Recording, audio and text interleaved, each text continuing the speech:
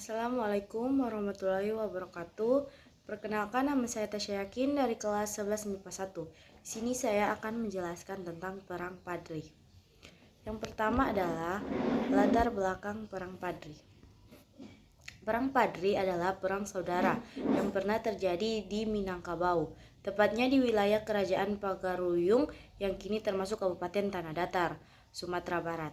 Latar belakang sejarah Perang Padri berawal dari masalah agama Islam dan adat.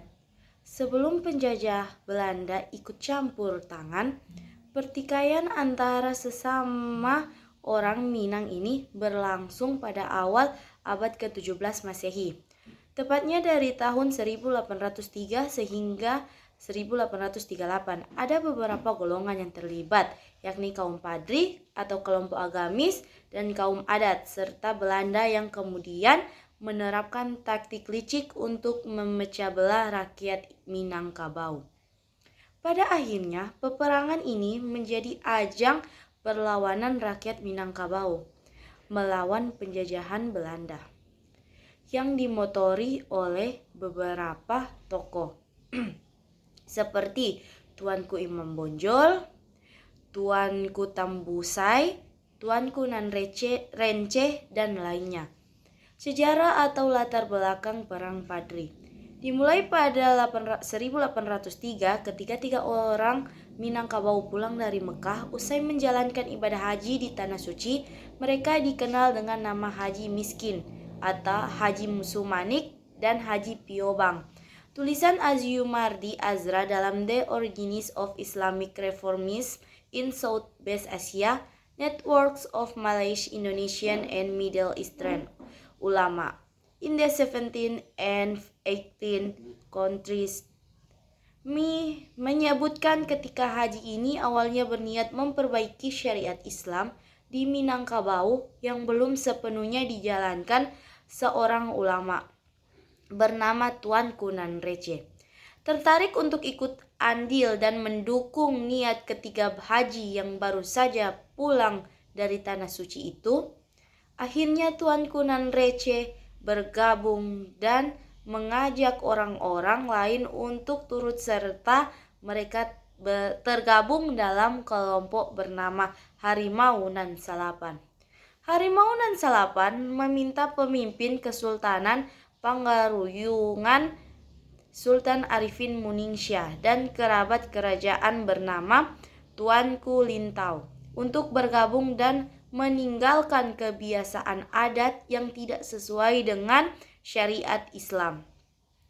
Yang di Pertuan Pagaruyung tampaknya kurang sepakat. Sultan Arifin Muningsyah masih tidak ingin meninggalkan tradisi atau kebiasaan yang telah dijalankannya secara adat sejak dulu di Minangkabau.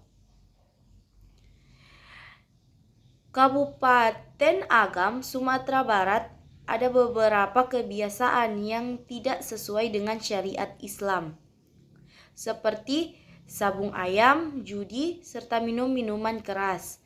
Padahal masyarakat adat saat itu sudah banyak yang memeluk agama Islam. Kebiasaan ini sebenarnya tidak sesuai dengan mayoritas masyarakat kaum adat yang beragama Islam. Menanggapi hal ini, kaum Padri atau kelompok agamis terpaksa menggunakan cara keras untuk bisa mengubah kebiasaan itu, sekaligus dengan misi melaksanakan amar ma'ruf nahi mungkar. Jalannya perlawanan Perang Padri. Pada periode kedua ini, pihak Belanda berusaha melawan kaum Padri yang telah menguasai kerajaan Pagaruyung. Serangan berlangsung di Simawang dan Sulit Air pada tanggal 8 Desember 1821. Akibat serangan ini, kaum Padri berhasil dipukul mundur oleh Belanda dari Pagaruyung. Tepat pada tanggal 4 Maret 1822, kaum Padri kemudian bertahan di daerah Lintau sambil menyusun strategi untuk melawan Belanda. Sementara itu, Belanda membangun sebuah benteng untuk mempertahankan kedudukannya. Benteng tersebut bernama Fort Van der Capellen. di bawah pimpinan Tuanku Nanrence. Kaum Padri berusaha melawan Belanda pada bulan September 1822. Pasukan Belanda kewalahan menghadapi serangan ini, akhirnya mundur di daerah Batu Sangkar. Singkatnya, perlawanan kaum Padri sangat menyulitkan Belanda untuk melawan perlawanan kaum Padri. Belanda menyusun strategi dengan iming-iming gencatan senjata. Akhirnya, di bawah pimpinan Tuanku Imam Bonjol, kaum Padri bersedia melakukan gencatan senjata di bawah perundingan bernama Perjanjian Masang.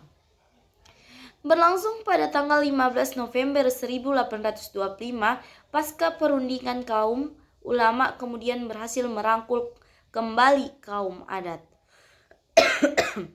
Pada perkembangan selanjutnya, setelah Minangkabau berkembang menjadi daerah penghasil kopi, pihak Belanda kemudian menyusun strategi menaklukkan Minangkabau. Artinya, mereka akan melanggar perjanjian yang telah dilakukan dengan kaum Padri.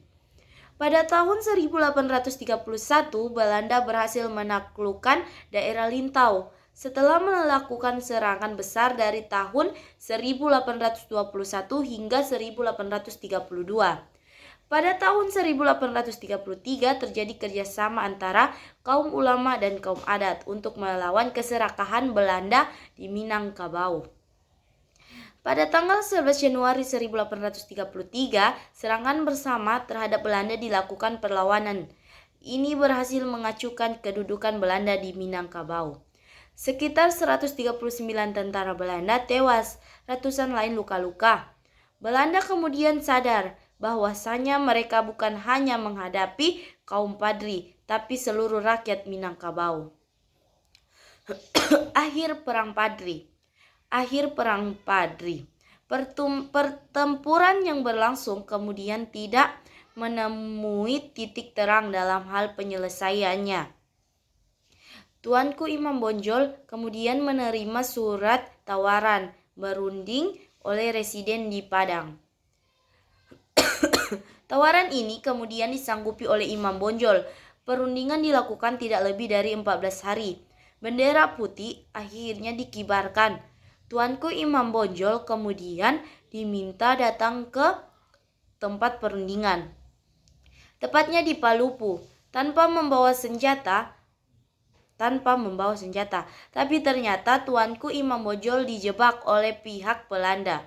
Peristiwa ini berlangsung pada bulan Oktober 1837. Ia ditangkap dalam kondisi sakit. Setelah itu diasingkan ke Padang. Selanjutnya dipindahkan ke Cianjur dan Ambon. Setelah kurang lebih 27 tahun diasingkan, tepat pada tanggal 8 November 1864, Tuanku Imam Bonjol wafat. Dampak Perang Padri. Berikut ada beberapa dampak Perang Padri.